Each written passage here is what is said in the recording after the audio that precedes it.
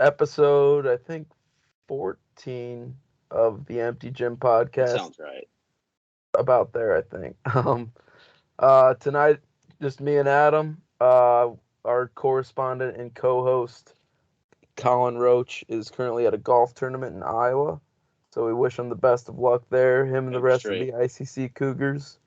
Hoping they can come out with a win this weekend. He did text me and say that the course was really long and it was very windy, and he was not a big fan of that. So we'll see how this week goes for him, but we're hoping for the best for him and the rest of the Cougars. While we're on college golf topics, our Masters professional that we had on the podcast, Max Kellerman, is currently in his conference championship in Las Vegas. He is currently tied for 11th. So shout out Max, shout out Colin, hit him straight.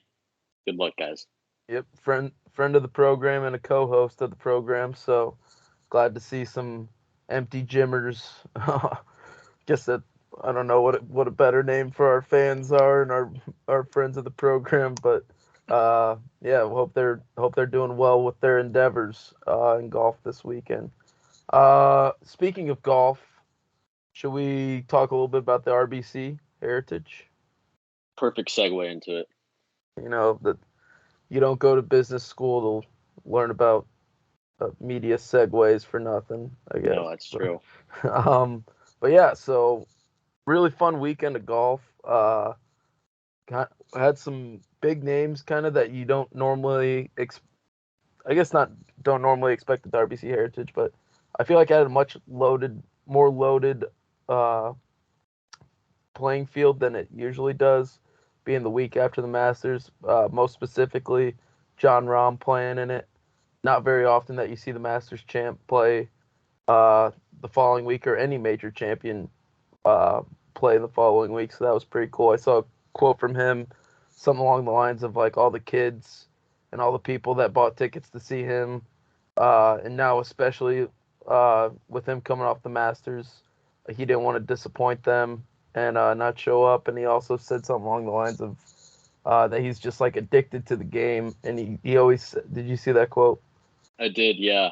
Yeah, where he just said like, I try to take a couple days off, and then the next day I'm chipping in the afternoon. So because that was when he was actually on the broadcast after he finished on Sunday, which shout out to Jon Rahm. Yeah, so he was on the broadcast coming down like when the last couple of groups were coming in. So shout out to Jon Rahm for going on the broadcast and doing that. That's almost like Max Homa and I think it was JT at the Masters had like the headphones. They had the AirPods in and stuff like that. Yeah, so I mean, if I go out and just win the Masters and I don't really play the best in the RBC Heritage, I'd want to go home. But shout out to him for sticking around and going on the broadcast. Yeah, that's pretty cool. I was watching it on my phone without the sound on because I had the NBA games on the TV, but so I wasn't listening, so I didn't notice that he was on the broadcast. But that's pretty cool. He played solid, 11 under. I think he was like, I don't know exactly where he finished, but nothing crazy to write home about, especially when you just won the Masters. But at the same time, like you said, shout out to him for sticking around. That was pretty cool to see. The tournament did end in a fun way, though, at a 3-hole playoff, or a sudden death playoff that ended up going 3 holes between Jordan Spieth and Matt Fitzpatrick. Spieth with two putts, one on the first playoff hole and one on the second playoff hole, with a chance to win it. Both of them missed by like half an inch, it seemed like. So kind of a heartbreaker for him to lose that one to Fitzpatrick, who on that second shot on the third playoff hole put it to like 2 feet maybe. It was real close. It was crazy, but yeah, it's so tough for Spieth to have to deal with that after those 2 missed opportunities to win the whole thing. Yeah, I was really rooting for Spieth there. You wanted to see him go back to back, but yeah, that you could really tell how much he wanted it too. That wasn't the playoff holes, but when they were finishing on 18, he made like a 4 or 5 footer, and you could tell, he fist bumped himself. He was feeling it. So tough for Spieth, but yeah, Fitzpatrick had the lead going into the day, and he ended up with the little plaid jacket they have for him. And also for the RBC Heritage, one of the coolest things that they have is they have the past winner come out and hit a ball, and they have the cannons fire behind them. I don't know if you saw that, Speed. I did not see that. That's pretty cool. Yeah, so That's basically, awesome. like, Speed just, like, hits one. It almost looks like it's into, like, the water. It's, like, off a cliff or something like that. But they have, like, a Civil War cannon that shoots behind or, like, Oh wow. directly next to him. So Speed's hitting, and then you have a cannon that shoots off, too, which is it's pretty cool to see. Yeah, I mean, I feel like a lot of these tournaments that are kind of smaller have a lot more of those like cool traditions that you see. Because, I mean, you got the Masters is at Augusta every year, but other than that, the three majors move around every year, but all these other smaller tournaments are all at the same golf course every year. So I feel like it is kind of cool seeing these smaller tournaments, not just paying attention to the majors and kind of seeing all the fun quirks and traditions that these smaller ones have. I know, for example, with the one near us, the John Deere Classic, what hole do they have like the tractor in the middle of the in the water? Oh, what is that? I've been to that. I don't know what it is, though. Yeah, me and Roach got to play it last year with another one of our buddies. I don't really want to say what my score was on that on that course, but it was pretty cool. Yeah, but yeah, just kind of seeing these smaller tournaments that the average or the casual fan probably doesn't pay as much attention to. Uh, I know this is a sport for me, especially that I've really gotten into the last couple years. Like, I always followed the majors, and I always kind of like would peek in on some of the smaller tournaments, but I'm starting to like watch these smaller tournaments more often now that I feel like for all kind of retired athletes in high school, when you get out and you got nothing to do anymore, I You got guess to find some other way to have competition. yeah, it's like now just doing school is not as fun. You gotta find some other ways to get those competitive juices out that Exactly. you've had forever. So, but golf is the avenue for I feel like a lot of us, and it's been really fun kind of watching this PGA Tour so far this year. Yeah, it's been a good year. I mean, I obviously personally attended the Waste Management Phoenix Open, which that is something if you're in the area or you have the time, I encourage you guys to go to that. That place is absolutely insane. The amount of people that are there, it's ridiculous, and 16 is crazy. But for going back to the RBC itself, it's crazy how good Scotty Scheffler is because you see him on the leaderboard and in contention every single Sunday, and it's crazy to see that. Because I mean, like JT, one of the best golfers in the world, like I don't know if he played in it, but like he'll have some bad days or some bad weekends, some bad tournaments. Rory obviously show at the Masters, but it seems like Scotty Scheffler is always up there. It's just crazy the consistency that he has. I feel like I know we probably bring him up too much, who I'm about to bring up, which is Tiger. But I feel like he's kind of on like just a tier a little bit below where Tiger was on some of his runs. Like he's not winning every tournament like Tiger felt like it felt like Tiger was. But like you said, this is a guy who's in contention every weekend. I feel like he plays in a ton of tournaments that you'd kind of look at and be like, oh, like why is this guy even bothering with this tournament? But he's a big advocate for the PGA Tour, plays in just about every tournament he can, and shows out in just about every tournament he can. Like I think when you see the casual fan like kind of looking at some of these smaller tournaments, they're like, this one can't be that hard. I mean, it's at just some like random course. Beautiful And course, by the way, in South Carolina. oh, some of the shots they had from there were amazing. Yeah, the But 18th hole is crazy. yeah, but it's just like you're thinking like how can this really be that hard if you're a casual fan probably, and all these golf courses are very difficult no matter where it is, no matter how big the tournament is, no matter how big the purse is. All these tournaments are very competitive, very tough golf courses, and Scotty is in almost every one and in contention for almost every one. I know last year he started out a little bit hotter in terms of wins, but this year still he's doing a great job of staying around and staying in contention every weekend, and he's got a pretty good shot at having a pretty good season and putting himself in a good position for the FedEx Cup playoffs at the end of the year. Yeah, the three front runners for that right now, I believe, it's John Rahm, Max Homa, and Scotty Scheffler. I believe Scotty's either 1 or 2. I know Max Homa's 3. But we're doing a really good job at this, where we talk about golf tournaments, but we rarely focus on the winner. So we did that last week with the Masters. We talked about Brooks Koepka for a very long time and didn't talk about John Rahm that much. So I'm gonna correct ourselves there. Yeah. But Matt Fitzpatrick he's one of those guys that's just, I mean, you saw the full swing episode with him. He is so crazy. Like, that game is his whole entire life. He goes home, he has that whole entire spreadsheet, and he has all the numbers and runs every single number, and all the numbers that I don't even know what to do with. He has those things lined up and plans it out every single weekend. It's crazy.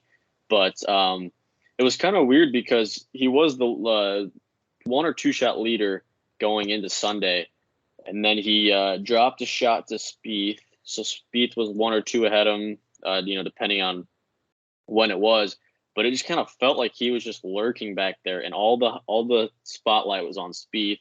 It was on Schauffele for a little bit because he birdied 15, 16, 17, missed a birdie putt in 18 that would have put him, in contention, really. You had Cantlay, who obviously was in that for a little bit, and then he bogeyed a couple holes. But, yeah, it just felt like he made no mistakes. He made the shots when he needed to, grabbed the holes, took advantage of some other mistakes from the other field. But he's so consistent. It's crazy. Yeah, and we we kind of talked about this last week a little bit.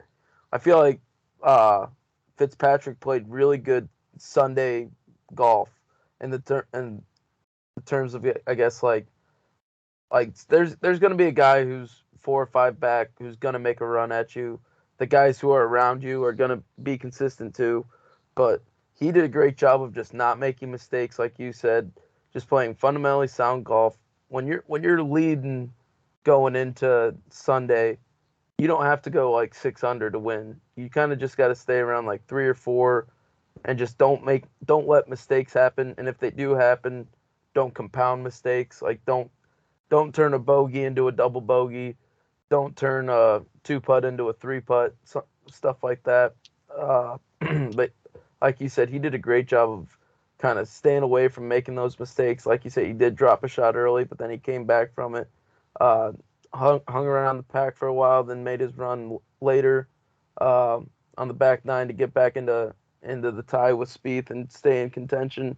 Got himself to a playoff, and like we said, on that 3rd playoff hole, that iron shot was just beautiful. Put it to a foot or 2, and then forces Spieth to make a great shot, or that Spieth would have had to make a great shot, and he just wasn't quite able to, and almost got that putt to go down on that 3rd playoff hole for Spieth. But when you got to make like a 35-footer just to force a 4th playoff hole, you put your opponent in a pretty tough spot. So credit to Matt Fitzpatrick for that. Yeah, and you're right. Sunday golf is so different than Thursday, Friday, or Saturday because you play virtually every single shot differently. You're starting to go at pins more, or not leaving putts short.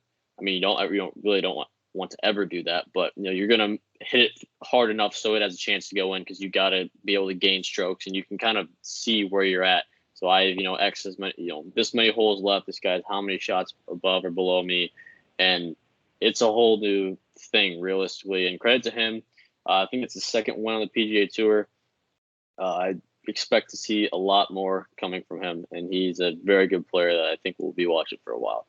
Yeah, reigning U.S. Open champion, got a shot at repeating. I was looking for the word. Repeating his title in a couple weeks. That one's out at, I think that one's at L.A. Or might be confusing with the PGA Championship, but I think the U.S. Open's out at L.A. Country Club. But yeah, he's been having a pretty solid year so far.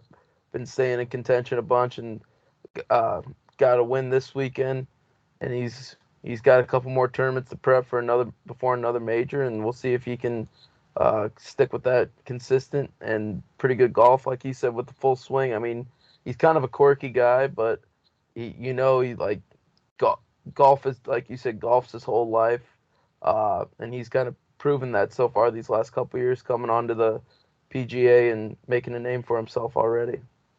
Yeah, it's crazy to see. He's very young too, and already has that major under his belt, which can be not don't want to throw any shade onto him, but winning a major early sometimes can be a little detrimental to the rest of the career. We've seen it in some guys, but I don't think that's the case here with Matt Fitzpatrick. I don't think so either. The amount, not to say these other guys don't work hard either, but the amount of work you see, the amount of value he puts into analytics, but not making that his whole game as well. Like, he also is still just a golf player at the end of the day, and makes the shots he has to. Like, he'll look into the analytics, but at the end of the day, he knows what shot he's got to take, what shot he feels the best with, and he's been doing a really good job of that. So, I guess, any final thoughts on the RBC Heritage this weekend? I don't have any. No, it was fun to watch, so I'm glad I tuned in. Yeah, it was a really good tournament. What do we have this weekend? What tournaments this weekend? It's a great question, but no matter what it is, chalk it up. Max Homa will win it. You're sticking with that, sticking with your gut on Max Homa.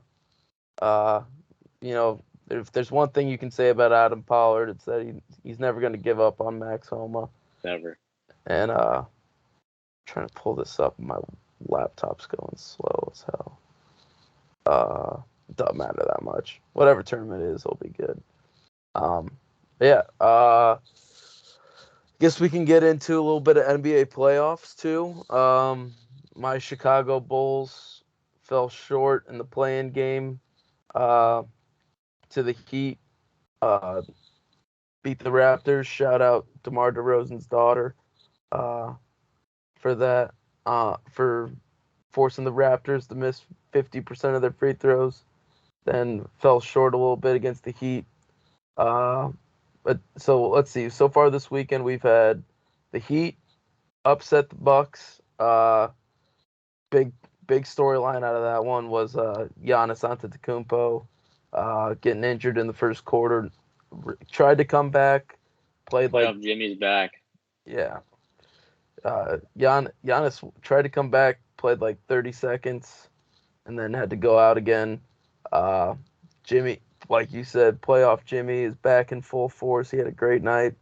The Heat, I feel like the Heat are a team that, even though they're an 8 seed, is the kind of team that, like, you wouldn't be surprised to make a run just because of some of the guys they got. I know it's been like a very, very tough year for them, probably under expectations. But you got a guy like Jimmy Butler who's just always phenomenal in the playoffs. You got a guy in Strus who's really been lighting it up lately. And then you got an all-star big in Bam Adebayo. So the Heat found a way to upset the Bucks and look like, if depending on what happens with Giannis, I know Tyler Hero also out with an injury, but depending on what happens with Giannis, if he's able to play or not, it would not be a surprise if the Heat come out and find a way to win this series. So here's my thing with that. I think what you said is true. If, the Heat being an 8 seed, they can make the run. The only thing is they're playing the Bucks. I just do not see the Heat being able, even if they're fully healthy. But the Bucks are good regardless, I should say, without Giannis. Obviously, yeah. Giannis in the lineup helps. But you have guys around them like Brook Lopez, Chris Middleton is healthy. He's back. Drew Holiday is such a good defender. Runs that offense very well. Mike Budenholzer is a great coach. They're pretty deep, too. You're bringing Portis off the bench. Pat Connaughton is obviously, he's just a glue guy. And then, obviously, the best player in all of basketball, and Grayson Allen's on that team as well. But I was very surprised to see the Heat steal this one. I know Giannis was out, but still, the Bucks are such a good team to where I did not see the Heat being able to pull this one off, especially in Milwaukee. So I'm looking to see. I think the Bucks win this one in 5 or 6. Honestly, Yeah, I guess I should have rephrased it. Not necessarily what I'm expecting a run from Miami, but I think like they're a team, like you said, especially if Giannis is out, they got a chance. But I mean, the Bucks aren't only Giannis, like you said, they got a great team, great coach. Uh, but it'll be interesting to see how this I dynamic think it'll plays be a out. good series because I know the Bulls and Heat game that people were just basically saying, all right, whoever wins this game is going to go to Milwaukee and get swept. Yeah, Obviously not the case, with the Heat winning the first game, leading 1-0. But I just think the Heat are kind of running into a brick wall right now in Milwaukee, and just a giant. yeah, gonna need a lot of playoff Jimmy this week if they A want to lot. come out with that. So that game was on Sunday. Some of the other games from Saturday, Philly won 121 to 101 against Brooklyn. Not much of a game there. Boston came out with the win, 112 to 99 against the Hawks. One of the closer ones, the Knicks beating the Cavaliers by 4 on the road. That I feel like that'll be a really fun 5-4 series to watch. Uh, I'm really excited for Game 3, just because I think playoffs in the Garden are so cool to watch. Uh, Yeah. I remember specifically like that 2021 series with the Hawks and the Knicks. It was kind of like when crowds were finally starting to come back to professional sports. Because I know college football that fall had some crowds in the South a little bit, but that was kind of like the first time that professional sports was really getting big crowds again, and that atmosphere was awesome seeing that. So I'm excited to see the Knicks in the playoffs again. Brunson was amazing that night with 27. Uh, it'll be interesting to see how this series shakes out with him kind of leading the way for the Knicks along with Julius Randle a little bit, and then uh, what's the Donovan right? Mitchell. Yes, Donovan Mitchell. I was thinking of Davion from Butler or from Baylor, excuse me. I was like, what is Don Mitchell's first name? But besides the point, he had 38, 5, and 8 for the Cavs on Saturday night. So two really good guards kind of going at it. That'll be a fun series to watch. And then I think probably the best game of the night, Kings Warriors. I know you're a big Steph guy, so probably tough to see that with the Warriors, but De'Aaron Fox and Malik Monk, the college teammates, go having a great night together. They had 70 combined. Fox with 38, Monk with 32.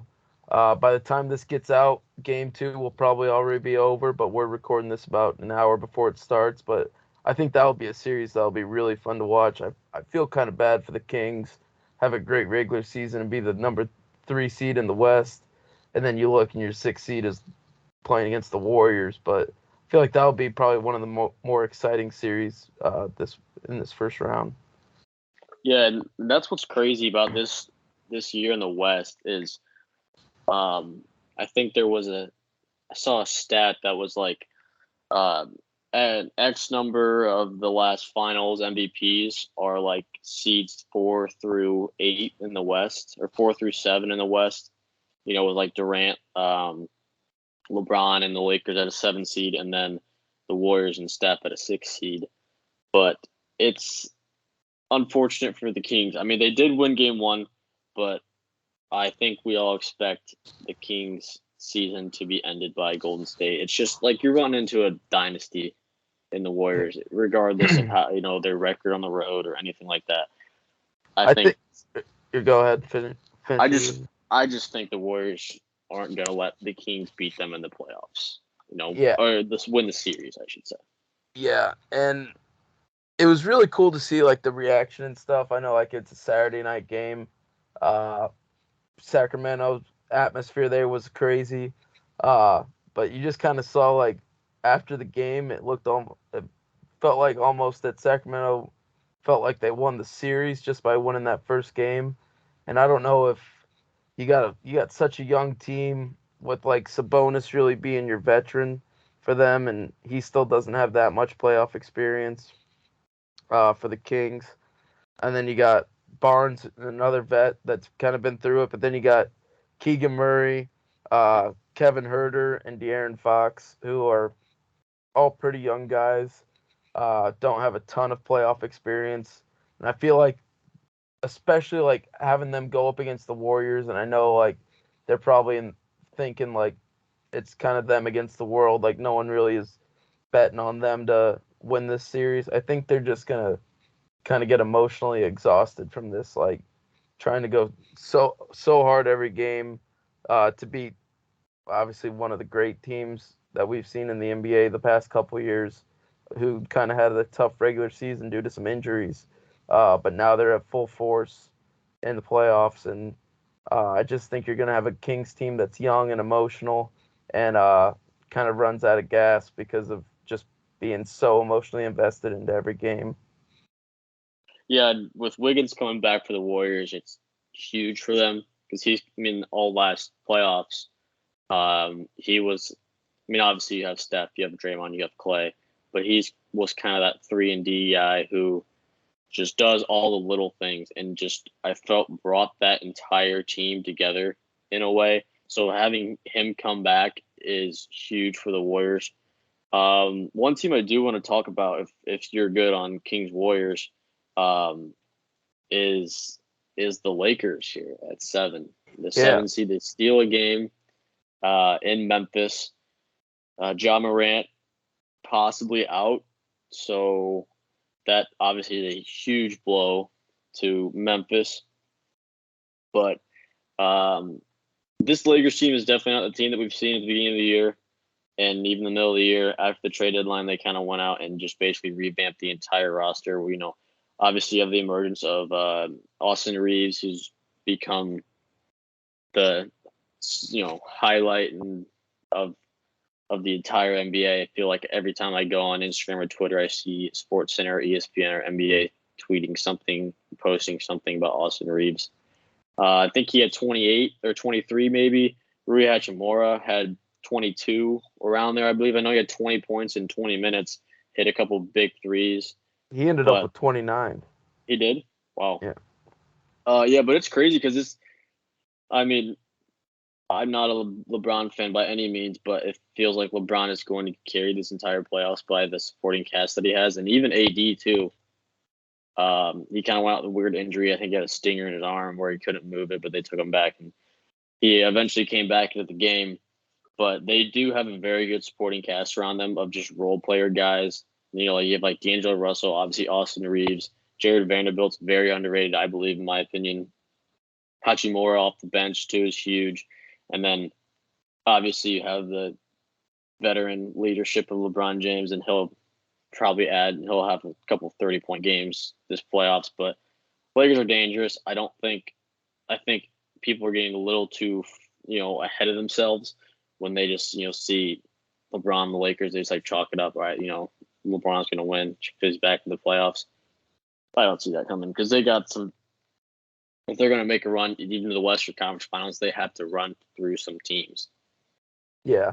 Not to get back to that, but kind of to compare it a little bit, I feel like this is another one that's very similar to. This is a series that's very similar to the Kings and Warriors, where you have a really young Grizzlies team with guys like Morant, Dillon Brooks, like all these I hate Dillon Brooks, by the way. I cannot stand him. Jaren Jackson. You got all these kind of young guys who have a great regular season, end up as the 2 seed, and now you look in your 7 seed, you got to go against LeBron and AD, and now, like you said, with the emergence of Austin Reeves, he had a phenomenal game, especially that fourth quarter. He played fantastic. But I feel like it's kind of the same thing again with them. Uh, when you're the Grizzlies and you got this such like an emotional year and stuff like that, you play so great in the whole regular season, and then you get dealt the hand of having to go up against LeBron in the first round. I feel like it's every game's going to be so emotional trying to find a way to beat LeBron, and I feel like they might run out of gas, but at the same time, we'll see how it goes. I know the jaw injury is scary for them. I don't know if that's been official.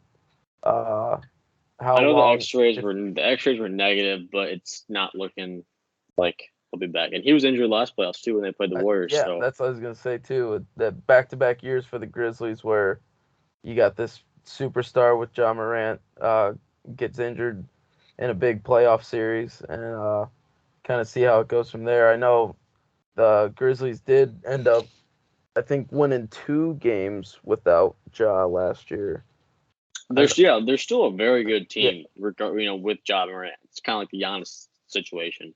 But yeah, obviously with John Morant in the lineup, they are 1,000 times better. But the supporting cast they have, obviously Steven Adams is kind of their uh, glue guy in a way, but their center he's out with an injury. He's been out for a while. But you have guys like Desmond Bain. You mentioned Jaren Jackson Jr., who just won Defensive Player of the Year. He gets in a lot of foul trouble, which is kind of one thing that is tough when you play a Lakers team with LeBron and AD. But yeah, I mean, Tyus Jones is a great backup point guard for them. I think he's probably the best backup point guard in the league. He does a lot of stuff people do not see. He'll go off for 25 off the bench, and it's just like another performance. But they are still a very good team. It's going to be tough for the Lakers to come out this series with a win, but it's kind of looking like the Lakers might take this one. yeah. I will say, a Lakers. Uh, if the Lakers do win this series, I think either way the Kings Warriors series goes, that'll be a fun series because either you got uh, LeBron and the Lakers going up against Steph and the Warriors, or you got the Lakers going up against the Kings in a rematch of, I believe it was the '01 Western Conference Finals.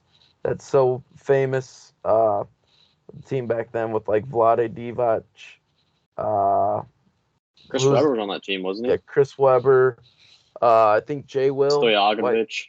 White Chocolate, Stojakovic, Peja. So yeah, I mean either way you slice it for this one, if the Lakers do come out, uh, with the jaw injury looks like might be the case. Like it's only game one, so who knows? But uh, either way, I think this is gonna be a fun NBA playoffs. Uh, I I think it's always kind of hard to get back into it after watching March Madness, and then I kind of I'll watch some NBA during the regular season and kind of try to keep an eye on it a little bit, and then March Madness comes along, and I'm like all locked in on that, not paying attention at all, and then all of a sudden it's the Masters, and then right after that it's the NBA playoffs, so I feel like I'm out of the loop a little bit, trying to kind of get back into it, and but I feel like this playoffs is going to be a lot of fun. So I guess that being said, do you have any last thoughts on NBA playoffs? One thing I do want to ask you is, um, I for one I am very excited. I do think this will be a very good NBA playoffs. Last year was pretty fun too, and obviously you had Steph win it all, which was for me really good to see. Really fun to watch. But going off it now, what's your finals matchup right now? My finals matchup right now, um, I'd probably slightly lean Celtics over Bucks, not by much, but uh, I'd probably go Celtics out of the East and out of the West. I don't know. I mean, I would not be surprised one bit if the Warriors found a way to get to the get to the finals. We could get a little rematch of last year. Uh, but I think the Suns could make a run. I know we haven't talked about them yet. They lost game one last night. Uh, Paul George was out for the Clippers, but Kawhi with a great night. He ended up with 38. Uh, Russell Westbrook also with that block and throwing it off. Uh, I can't remember who it was, but to save that possession at the end of Oh the yeah, game. that was an insane play. Uh, so I mean, the Suns still got to get through the Clippers, but I feel like they could be a team that could make a run. I mean, the thing about the Suns though is they don't really have much off the bench, much depth anymore with trading away Mikal Bridges. Well, I feel like was a big hurt for them, but obviously got Kevin Durant out of that deal, so you can't complain too much. He had 27 last night. Booker had 26. Chris Paul with a tough night. He only had 7. Did have 10 assists. Uh, but I feel like that might be another. I know all the 5 forward series are pretty fun because they're two pretty evenly matched teams, but I feel like that could be a pretty fun series where you could see one of those teams potentially upsetting the Nuggets in the first round or in the second round, excuse me. But I think if I had to decide today, I'd probably go Celtics and probably lean Nuggets. I know that's kind of chalk with 1 and 2, but I think the Nuggets with Jokic with another great year, uh, MVP candidate. They got Jamal Murray on that team, is a great shooter. Uh, so I think I'd go Celtics Nuggets right now. What do you got? Real quick though, with the Nuggets thing, they are the 1 seed, but they are kind of getting overshadowed by the Warriors, the Lakers, the Suns. But one thing is, the past 2 playoff runs they've had, Jamal Murray was hurt for one of those, and Michael Porter Jr. and Jamal Murray were hurt for all of those. So they are fully healthy. Obviously, had Aaron Gordon, Tavius Caldwell Pope for that roster, Bruce Brown. They're a very good team. I do like the Nuggets, but I think for me, I'm going to go with the rematch of the 2021 NBA Finals, and I'm going to go Bucks Suns. I was deciding between Bucks and Celtics for the East. I feel like that's kind of the East is definitely easier to pick than the West. But I'm gonna go Bucks Suns on that one. Yeah, I feel like the East is kind of top heavy with the Bucks and Celtics. And then I the mean, the West, Celtics swamped the Hawks. I mean, that'll be a sweep. I think the 76ers will sweep the Nets, but the Nets are a very good young team, and they have a lot of assets. They obviously cleared up a bunch of cap space by trading away the 3 bozos that didn't plan out, yeah, and then they got a bunch of picks from the Suns. And yeah, Mikal Bridges is very, very good. yeah, that could be a really fun team to watch in the next couple of years with how many picks they got. Like I said, I don't think this year's their year, but they're another fun team to watch compared to what they were when like you said, the 3 bozos were on the team. Now they got more of a young, kind of gritty group, which is kind of fun to watch. So we'll see how that goes. I don't know what the score is right now of that game they have with the Sixers. We're recording this mid-game. Right now it's the end of the third, and the Sixers are up 5 on them. So this is probably one they need to steal if they want to win this series. But even if they don't win this series, I feel like you said, with all the assets they got a good guy to build around with Bridges, who's been really gotten a lot better these last couple years. So that could be a fun team to watch in the future. But like you said, the East I feel like is definitely easier to pick, but you kind of got the Bucks and Celtics up there. It's tough to pick between those two, but you got two kind of front runners. The I feel like you Sixers, can't go wrong either way. Yeah. yeah, with the Sixers kind of like a half step behind or so. But then the West, you got these young teams who played so good in the regular season, and then you got these veteran teams, or those young teams who played so good in the regular season are kind of like the 1, 2, 3 seeds.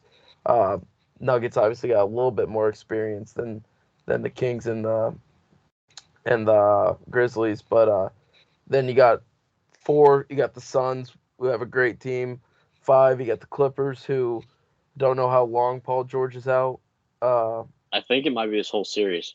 I think I saw that too. So if they can find a way to win this series without him, they got game 1 at Phoenix. But if they can find a way to come out of this series and get Paul George back, wouldn't be surprising to see them make a run. Uh, the 6th seed, you got the Warriors, who it's hard to bet against Steph and Clay and Draymond. 7, you got the Lakers with LeBron, AD, Austin Reeves. you can throw into that conversation too. So you got seven really good teams in the West that you can almost kind of make a case for any of them coming out of it. Yeah, and shout out to me and you, Jack. We did watch Austin Reeves play an NCAA tournament game at Lucas Oil Stadium while he was on the Oklahoma Sooners. So shout out to us. I guess we'll take credit for finding Austin Reeves and discovering his potential. So shout out to us. Yeah, I do remember having a similar quote to LeBron when we were watching that game that we didn't think Oh he was my going to be gosh. didn't think he was going to be a two-way player for long. Dude, I saw that and I was like, are you kidding me? He would say that about anybody. he He just definitely says gave stuff to say stuff because, he's LeBron. He knows everything. he definitely didn't even know who Austin Reeves was when No, they he had picked him up. no idea whatsoever. He's like, yeah, Right. I didn't see this guy being a two-way player for long. Really? Braun gonna Braun, but Bozo. Yeah, but Bron yeah, gonna Bron. yeah, I think the East has some fun first round matchups. Like I said, that Knicks Cavs one I'm really excited about. I think that'll be a very fun one. Uh, but the West, I feel like the whole playoffs in the West are going to be really fun. Kind of see like I said, some young teams going up against some perennial giants. So we'll see how this one goes, but I'm expecting it to be a pretty fun playoffs. So Yeah, any I'm excited for it. yeah, any last thoughts on it? Nope. All right, very quickly because I know neither of us know too much about it, but the NHL playoffs have also started today. This is when I get back into hockey and pretend like I know what's going on. I feel like this is definitely like one of the most fun playoffs to watch. Like even if you aren't a hockey fan, Yeah, uh, it's the it, playoff hockey is just different. it's just so fun to watch. I mean, like the crowds are intense, the players are intense. Not to say they aren't in all playoffs because they are, but something about playoff hockey is just a little bit It's different. I different. feel like everyone gets into playoff hockey a little bit, even if you don't watch the sport all year, which I can confidently say I maybe watched Yeah. like No, three hockey I'm in games that all boat year. too. I did. There was a week and a half, 2 week stretch that I did make a very good substantial amount of money betting on hockey games, and I made about 2 3 leggers hockey parlays, and I made some good money doing that. I don't know why I stopped. I don't. That was kind of dumb of me, but I mean, I was making some coin. Yeah, this is when I also get into betting on hockey, and I It's too fun not to bet on hockey. got like three bets down tonight. I got the Islanders, who I'm watching them. That's why I keep. If you're watching on YouTube, by the way, subscribe to our YouTube. Free plug. Helps us out if you do. You got the Islanders down 2-1. Got the Panthers money line. They're down 3-1 going into the third. So tough start for me, but feeling It's good not how about you it. start; it's how you finish. Exactly. I got Connor McDavid and the Edmonton Oilers tonight at 10. So I got a busy night of sports tonight. Got some hockey to watch, got some basketball to watch. Really excited for this Kings Warriors game 2 and a Cubs game tonight. So a lot of sports on for us to watch. We were kind of talking about this before. I guess this kind of goes with the hockey conversation, but uh, I feel like now's kind of the time where like we just got out of the March Madness phase, and I know that that's kind of mainly what this podcast is about. Like we'll talk about college basketball just about every episode. We'll get into college basketball in the transfer portal in a second. Just give a little brief update on it. But I feel like with that kind of ending, now we got a bunch of things starting. We got baseball opening day was a couple weeks ago now. NBA playoffs started this weekend. NHL playoffs start tonight. So really exciting time in sports right now with all these things kind of starting up and get us carried into pretty much carry us into middle of the summer where we'll have a couple months of just baseball and golf. But very fun time in sports right now to get all this stuff rolling. So hockey playoffs, just another thing added to that. That'll be pretty fun to watch this spring and into the first month of June. Yeah. Um, hockey being back. It's unfortunate that my beloved Chicago Blackhawks, which I am a just day in, day out watch, viewer of them. But my hockey knowledge is limited, but it has grown slightly, I would say. But since I do have two coworkers, I get out here in Arizona. It's kind of weird. Hockey's like pretty big out here. Yeah, I don't know why exactly, but it's like big out here. And I have like 2 or 3 coworkers out here that are just like huge into hockey, and they'll be talking about it all the time. But for our Blackhawks, there is supposedly a guy in this next coming draft. His last name is Bedard. Connor Bedard. Didn't know his first name. You learn. Look, it's growing every day. But I think we have a very good shot at getting this dude. And from what I've heard from my coworkers, he's very, very good. So, hashtag bring Bedard to Chicago. Make Bedard a Blackhawk.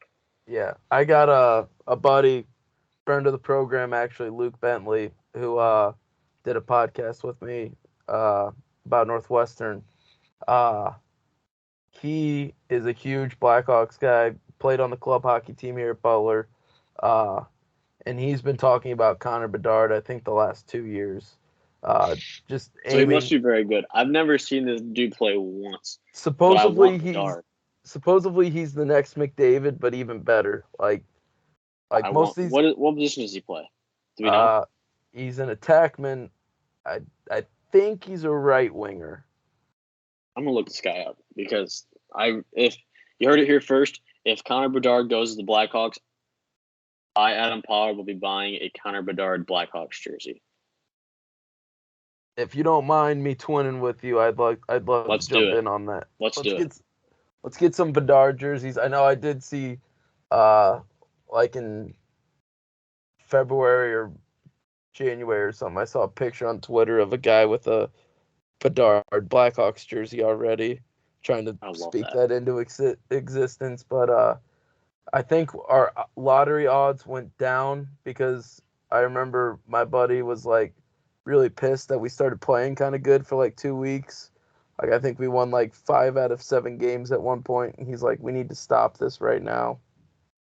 And that might have hurt our chances at Bedard a little bit, but he did tell me that there are the 2 and 3 picks are still going to be pretty good. Obviously not at Bedard's level, but apparently if we don't get Bedard, we still got a shot at getting someone good. But so they got like the minor leagues and stuff in hockey, and like almost every guy goes through at least one level of the minors. And my friend said that this Bedard kid will not play a second in the minors and will immediately be like on a top 2 line for whatever team drafts him. I think it's going to be probably between your hometown team and your current location team for who gets them. I think it's going to be the Hawks or the Coyotes, but I think the Ducks are in that conversation too. I believe so too. Can't say I know. Go to Anaheim. I mean, they're already wasting star power of Shohei and Mike Trout. Bring him to Chicago. There'll be a star there. Apparently, also my friend has said that like every NHL lottery is rigged so terribly. So hoping that Gary Bettman sees that Chicago's a great place for a young star to go. Town. We got a lot of young stars right now. Justin Fields. We lost Patty Kane and Jonathan Taves.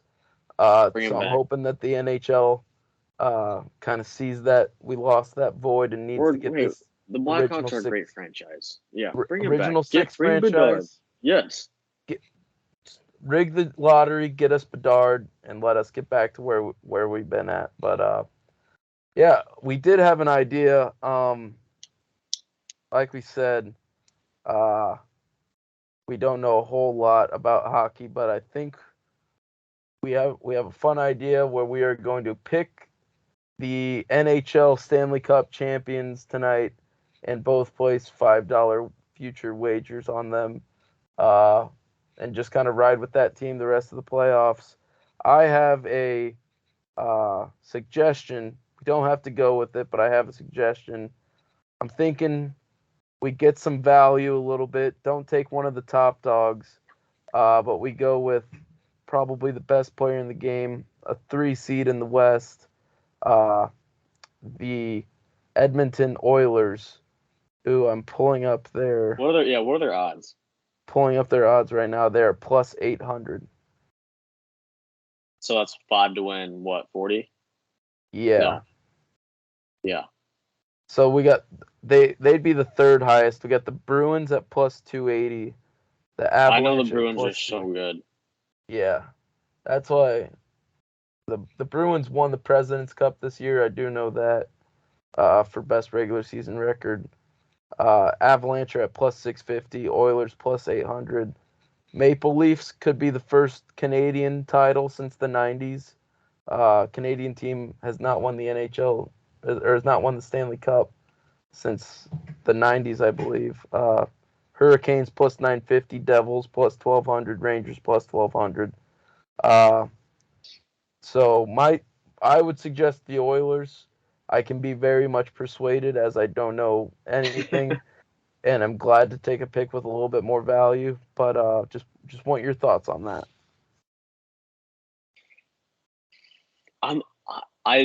I do like the Oilers. I know they have Connor McDavid, which is huge. I do know the Bruins are so good, but why pick the favorite? Especially at plus 280. That's getting us nothing. Come on now. We're trying to get rich here. Yeah, exactly. So I like Edmonton. Let's do it. Should we rock with Edmonton? Let's do it. All right, you heard her here first. The Empty Gym podcast is officially an Edmonton Oilers podcast now. It would be the Chicago Blackhawks if we were in the playoffs, but that'll be next year when we have Connor Bedard. Exactly. We will now be watching every Oilers game and giving full recaps. Not actually, but we'll give recaps on here. We'll look at the box score for sure. Hey, another guarantee here. If the Edmonton Oilers win the Stanley Cup, I will get a Connor McDavid jersey. I can live with that. I can do that too. But yeah, that's our hockey talk. That's about all we know. So hopefully the Oilers can come out, get us a win. I know I just remembered after I placed this bet that the Oilers have been common to choke in the playoffs, but hopefully this is the year we break through. Not this year.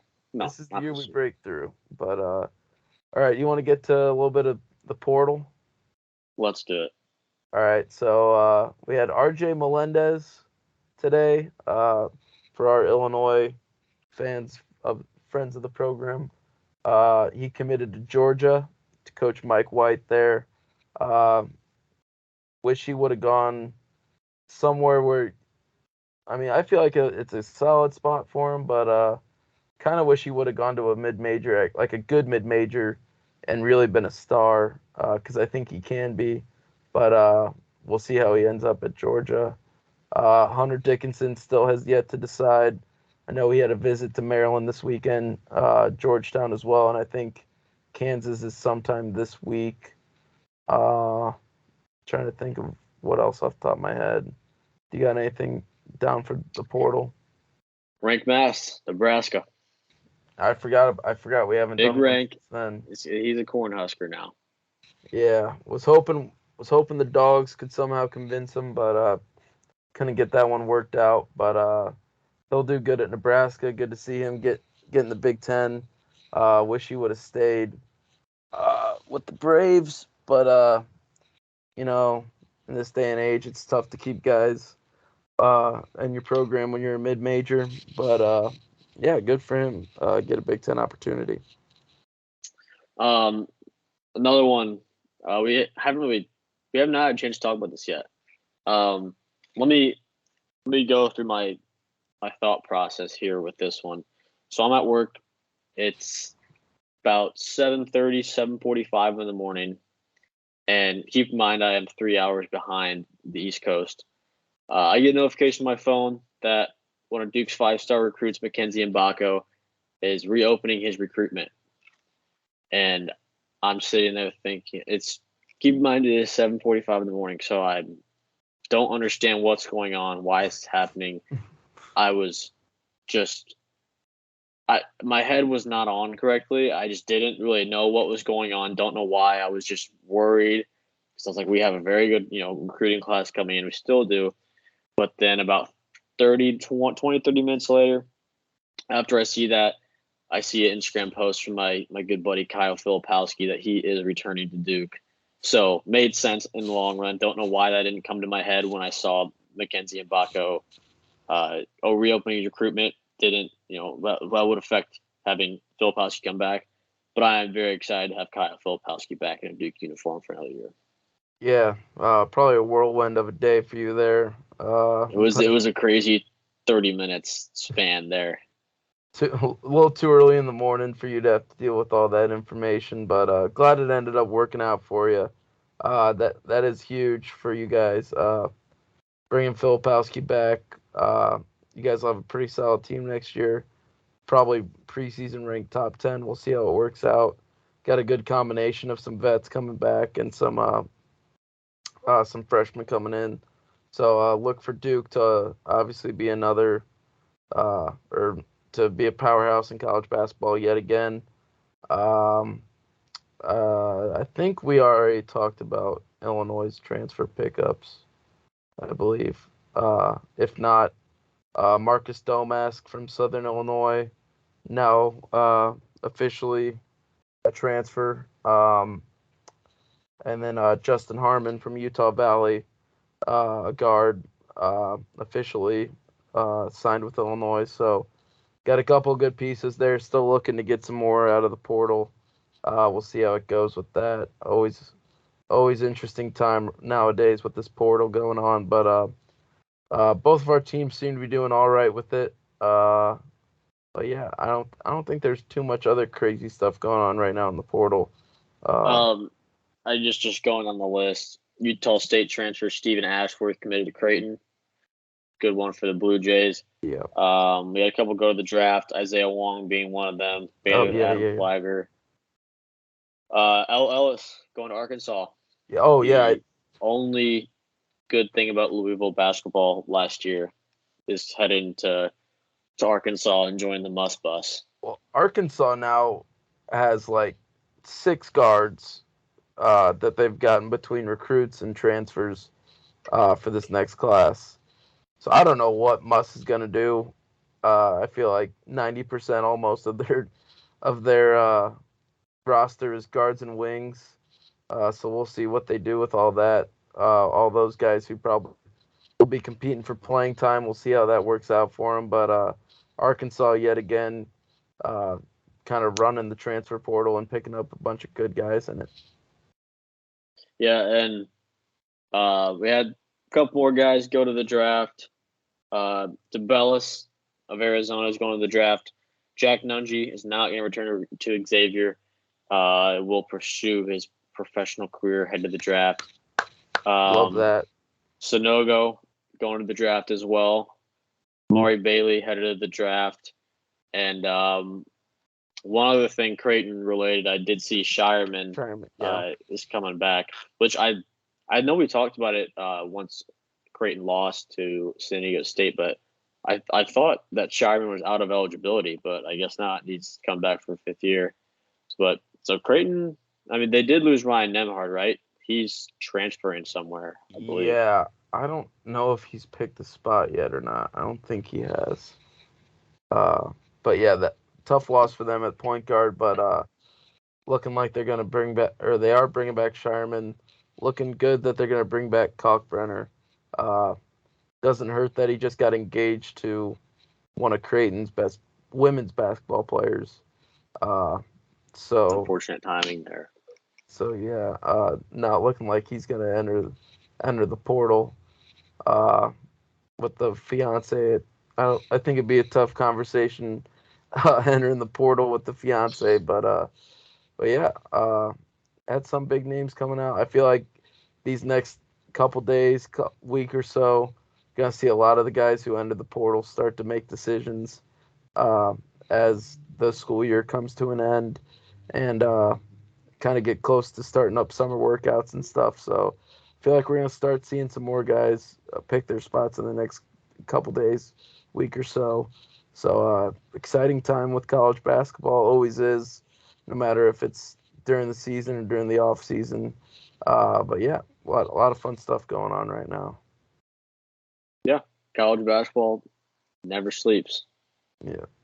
Even though John Rothstein says we sleep in May. Yeah, but so we're May yet. not quite there. We still got to stay up for a little bit longer. All right, you want to get to awards and then wrap it up? Absolutely, let's do it.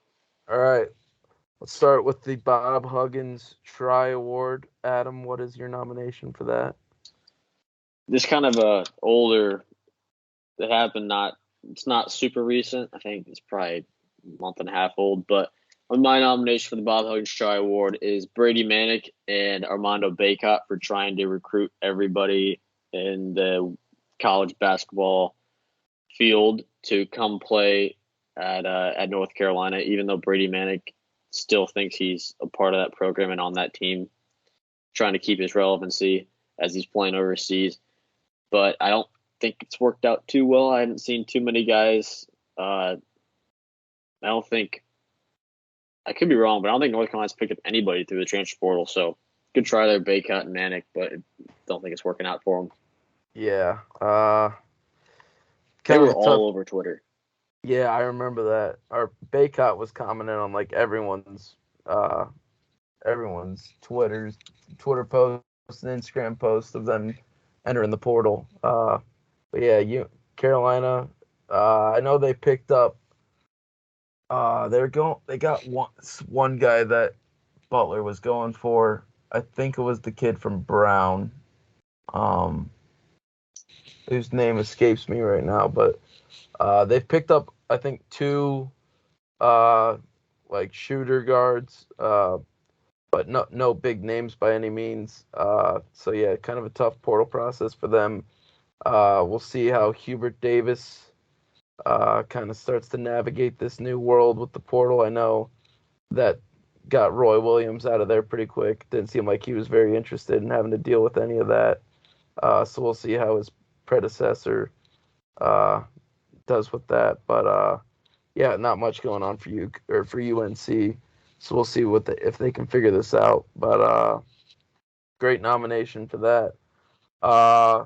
For my Bob Huggins Try Award, gonna go back to our opening segment. I'm gonna go with Jordan Spieth. Really tried to make those putts at the end. Just couldn't quite get him to drop, especially that first one. He lifted his putter and everything. Thought it was going in.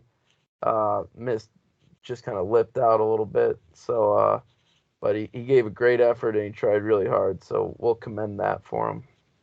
If you throw the putter up in the air, it's got to go in. Yeah. I would have made fun of somebody if they did that, but it's Jordan Spieth, so I can't. But it's either got to be, you got to wait till it goes in, or it's got to be center of the cup, and you know it's going in. Mm-hmm. When it's on the right edge, I think it's a little risky going with throwing the putter up. But you know what? He gave it his all, and he did. it's all you can ask for. So next up's Rick Pitino, right? Correct. All right, what do you got for that? My nomination for the Rick Pitino Try Award of this episode. I'm sorry. The Rick Pitino Mail It In Award. Oh. Sorry, they're getting in my head. For the Rick Pitino Mail It In Award, I'm going to give it to ESPN because the Lakers are a 7 seed. They made it out of the play-in tournament, and now ESPN is continuing like they have been for the last quarter of this NBA regular season, that they're just completely talking about the Lakers, saying, can the Lakers do it? The Lakers this, Lakers that. They're almost mailing it in that the Lakers can win the finals this year, which doesn't surprise me by any means. ESPN does that with any team LeBron has been on. So ESPN, you're nominated. Yeah. We're getting much closer to the potential ESPN Jordan LeBron debates than we are to LeBron actually making a run in the playoffs. At least I'm hoping. As much as I hate those debates, I'd rather hear those than see LeBron do well in the playoffs. So, good nomination there. That actually was also my Rick Pitino Mail It In Award nomination. I feel like ESPN is very common for being a LeBron writer for whatever reason. I'm going to try and come up with something on the spot. I guess Nothing. I'll give what? Is it nothing? Guess I'll give it to, I'm kind of battling between two in my head right now. Rick Pitino Mail It In Award. I guess I'll give it to I don't know. I'll give it to ESPN. ESPN, you're a winner. ESPN's an outright winner. Unanimous decision. I'll be honest. You know, any award I can give to ESPN, I'd love to give it to them. So we'll just let them ride with that. I will take the first nomination in the Reckless Activity Award, and for that I'm going to go with the crowd at the RBC Heritage on those playoff holes. I did turn up the volume a little bit and heard them chanting USA, USA, USA during the playoff holes between Spieth and Fitzpatrick, pretending like that playoff hole was a mini version of the Ryder Cup. And then Jordan Spieth having to turn around and look at them and tell them to calm down. And then for Fitzpatrick to come back and win it. Obviously, root for every American to do well in golf, but that was a little funny for them to start chanting that, and then for Fitzpatrick to for Fitzpatrick to force that third playoff hole, even with the close putt by Jordan Spieth, but then with those chants still going on, pipe a drive on the third playoff hole and then put 1 to 2 feet. So, Reckless Activity Award goes to the crowd at the RBC Heritage. That's a great nomination. It was so funny seeing when Spieth missed that first putt on 18, the playoff hole, and they had the camera. It was facing Spieth, and behind him was the entire crowd, and people started to put their hands up like it went in, and then you just saw everyone just drop. Like there was one guy that fell to his knees. It was so funny to watch. I did see that guy in the background, and you could tell that crowd was fucking hammered too. Yeah. Oh yeah. They were so drunk. It was hilarious. I mean, it was Sunday at what it would have been like 6:30. Everyone probably been drinking all day at that tournament, so it was pretty fun to see them get a little active on those last couple holes. But yeah, they get the award nomination this week. That's a great nomination. My nomination also golf related, but has a little bit of football in it. Actually, a lot of football. My nomination for the Mark Few Reckless Activity Award is going to be Russell Wilson, because he was playing golf and he actually flipped a golf cart. There was a picture of like the golf cart flipped over, and Russell Wilson flipped a golf cart. Very reckless activity from Mr. Unlimited. Don't know what got into him. He's probably the last player in any NFL roster that I would pick. Like, oh yeah, this guy he'll flip a golf cart. I feel like Russ plays cart path only the entire round. Russ would be a guy to play cart path only the whole round. I don't know what he did. Was there an unexpected bump?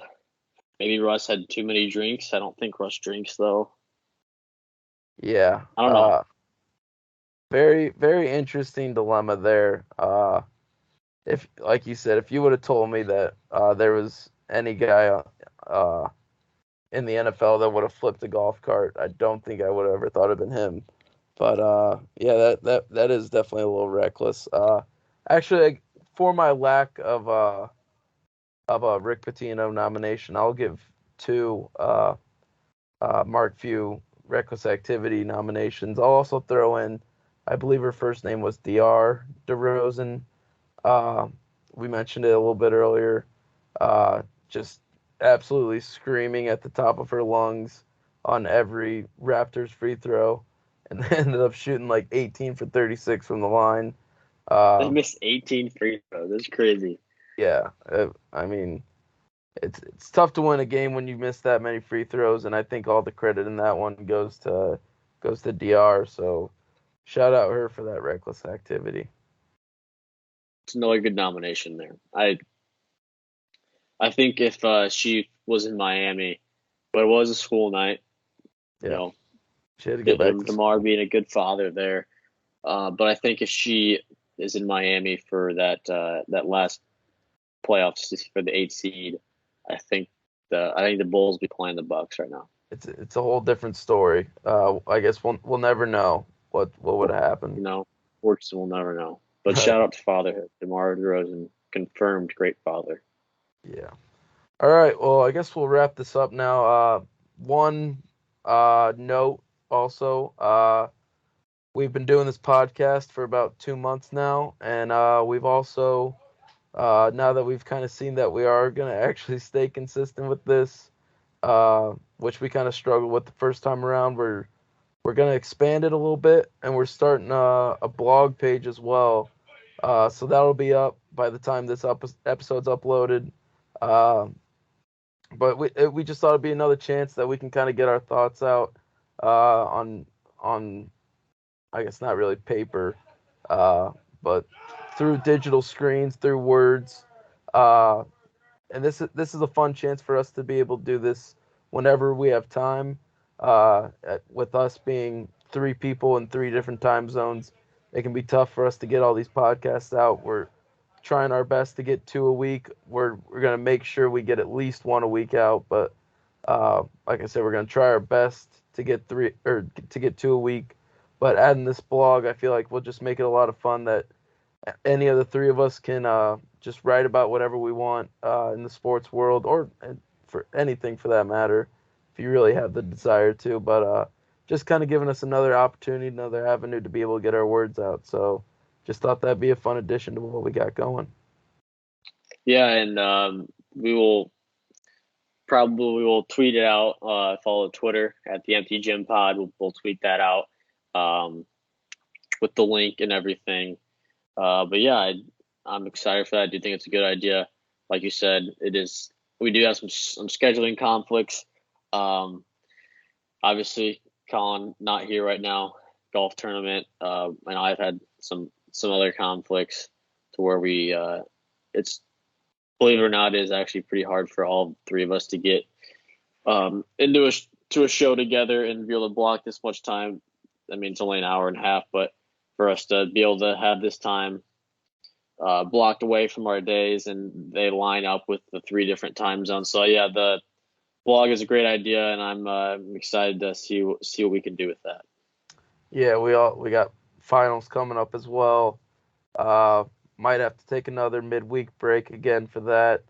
Try to make sure I can stay in school so that this isn't my only avenue of progressing in life. But yeah, like I said, like we both said, this is just kind of a fun way to add another avenue to get our thoughts out when it can be really tough for us to all get together. So just a fun new addition that we got going. So check that out. Like Adam said, we'll get that link posted, and we'll obviously post post on Twitter whenever we post a blog. So just keep an eye out for that, and then we'll put the link in our bio on Twitter and try to get that rolling as much as possible. But I think that's about all we got for tonight. Got a bunch of sports coming up, not only tonight but throughout this week. So it's gonna be a fun time. We're gonna have a lot to talk about, and it's pretty exciting. So I guess with that being said, like I said, we'll try to get another one out later this week. Um, I know we got Roach in Iowa City most of this weekend or most of this week with a golf tournament, so it might have to be just me and Adam again. But we'll try to get another thing out. We'll definitely get some blogs out and get as much content as we can for you guys. So hopefully, like I said, hopefully we can get another one out this week. But till then, we'll talk to you soon.